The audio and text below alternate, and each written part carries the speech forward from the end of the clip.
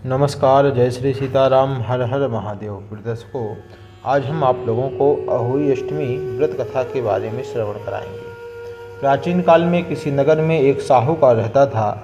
उसके 7 लड़के थे। दीपावली से पहले साहूकार की पत्नी घर की लीपा पोती करने के लिए मिट्टी लेने खदान में गई और कुदाल से मिट्टी खोदने लगी। उसी जगह एक सेह की माद भी थी।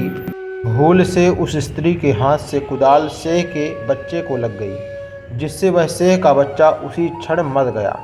यह सब देखकर साहूकार की पत्नी को बहुत दुख हुआ, परंतु अब वह करती भी क्या। तो वह स्त्री पश्चाताप करती हुई अपने घर लौट आई।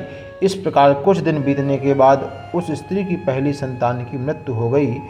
दुर्भाग्यपूर्ण फिर दूसरी और तीसरी संतान भी देवलोक सिधार गई। यह सिलसिला नहीं रुका। 1 वर्ष तक 7 संतानों की मृत्यु हो गई। इस प्रकार एक एक करके अपनी संतानों की मृत्यु को देखकर साहूकार की पत्नी अत्यंत दुखित हो रहने लगी। अपनी सभी संतानों को खोने का दुख उसके लिए असहनीय था। एक दिन उसने अपने पड़ोस की स्त्री को अपनी व्यथा बताते हुए रो रो कर कहा कि मैंने जानबूझकर कोई पाप नहीं किया। एक बार मैं मिट्टी खोदने को खदान में गई थी और मिट्टी खोदने में सहसा मेरी कुदाली से एक सेह का बच्चा मर गया था।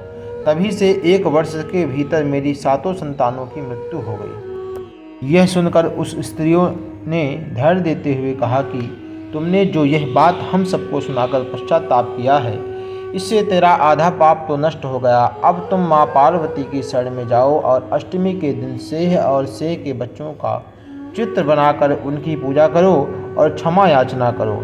ईश्वर की कृपा से तुम्हारा समस्त पाप धुल जाएगा और तुम्हें पहले की तरह ही पुत्रों की प्राप्ति हो जाएगी। उन सबकी बात मानकर उस स्त्री ने कार्तिक मास की कृष्ण पक्ष की अष्टमी को व्रत किया तथा हर साल व्रत पूजन करती रही। फिर उसे ईश्वर की कृपा से 7 पुत्र प्राप्त हुए। तभी से इस व्रत की परंपरा चली आ रही है। बोले अहोई माता की जय।